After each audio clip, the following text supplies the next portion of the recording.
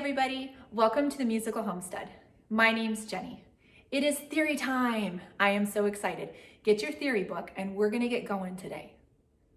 Our theory lesson today is part of our elementary theory track. That is geared towards our kindergarten through 5th grade learners. If you're in 6th grade or above, you need our Theory Musica Track, and I'm gonna link that in the description below. Today, we are doing Unit 2B, and that's gonna be on pages 8 and 9 in your theory book. If you haven't picked up the book yet, that's going to be linked in the description below, along with our other lessons. You want to make sure you do those first before you get to 2B. Now today, we're going to be doing some more fun drawing. We did that in 2A. And we're going to need to be detectives. So if you can put your detective hat on, let's get started. We're going to start this lesson out with something called the grand staff.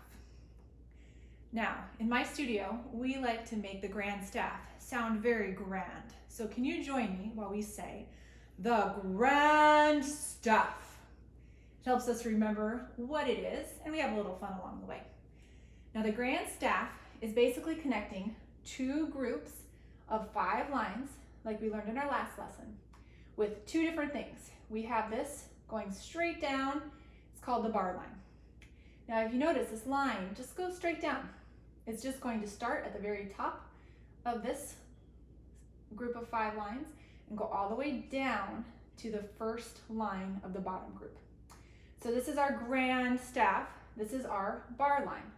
We also have to have this thing called a brace. A brace, they're these curvy lines that kind of come to a point in the middle of the 2, and then they come down. You want to start it right at the top and end it right at the bottom. And do your very best. I know you're going to practice some of these today as well. When I do it, I kind of think curvy, come in, a little point, then curvy, come out. So you want to just play around with that. Now what's really cool as piano players is we get to play on the grand staff.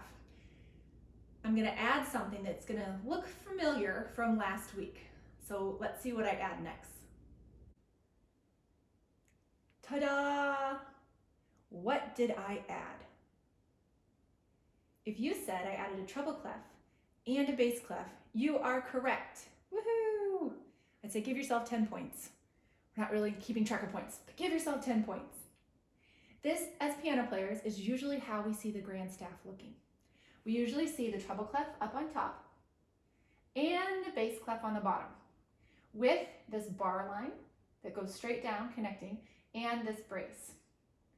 But I'm also going to let you know, sometimes you're going to open up music and you're going to see a treble clef here and a treble clef there. Sometimes you're going to see a bass clef here and a bass clef there. They're kind of sneaky sometimes, so you got to watch out for that. Now I'm super excited because we're starting to get into something that looks like what we see when we open up our music and try to play the piano. We have our grand staff. So we have our treble clef and our bass clef. We have our bar line at the front and our brace. But I've also gone ahead and I've drawn 2 other bar lines. All a bar line is a straight line that starts at the very top of our grand staff and goes all the way to the bottom of our grand staff. In between the 2 bar lines, we have what's called a measure. A measure is just a short group of the staff that there's going to be notes and rests in. In this little selection, we have 1, 2, 3 measures. Oh no, we have something different at the end. Well, it kind of looks like a bar line. It has a straight line, but then if you notice, this one is super, super thick. This is called a double bar line. Oh, that is so nice. It makes it easy. A double bar line is 2. It's what we see at the end of a song. So a double bar line, and the first one is just a regular one, and the second one is super thick. So we have bar line, double bar line. Actually, we have one here too. So we have bar line, double bar line. For the last part of our lesson, I need you to be a detective. Do you spot anything new or different on this grand staff? Well, let's look. First, we have the grand staff. We have our treble clef and our bass clef. We have our bar line and our brace. We have a couple other bar lines here, and then, what's at the end? That does not look like a double bar line anymore. we have added 4 more dots. 1, 2, 3, 4. When we do that, we have created a repeat sign. Repeat signs are really fun in music. You play the music up into the repeat sign, and then when you see it, you get to go back to the beginning and play it again. You get to repeat what you just played, which is really kind of fun.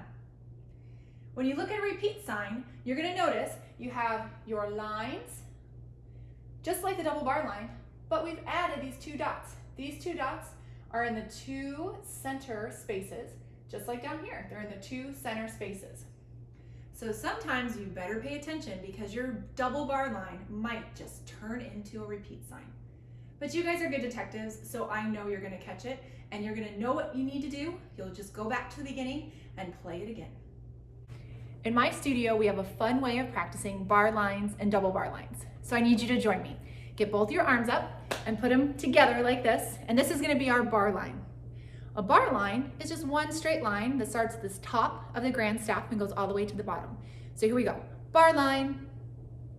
Then when we spread it out a little bit, we have a double bar line. So say double bar line. Awesome. Now what's this? Bar line. Now do this one with me. Double bar line. How fast can we go? You ready? Bar line, double bar line, bar line, double bar line, double bar line.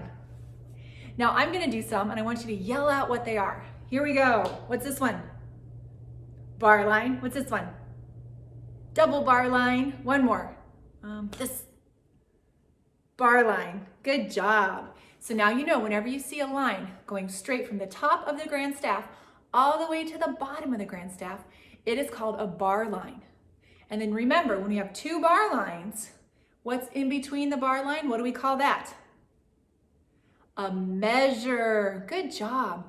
You know, a song could have a few measures, 4 or 5, or some songs that are really long can have hundreds of measures. It's pretty cool how that works. They're like the little building blocks of our music. And that completes Unit 2. I'm so glad that you brought your detective hat and we were able to spot that repeat sign. It was kind of hiding at the end of the page. Now it's your turn. Make sure you do the pages in your textbook and check out our help page. You're going to find that at the website, themusicalhomestead.com. Click on the elementary theory track and we're at the preparatory level. And Unit 2, you're going to find it and there's some fun things in there for you to do. Before you go, make sure you find the subscribe button, click that, turn the bell on so you don't miss any of our fun games and activities here at the Homestead. Until I see you next time, have fun learning music.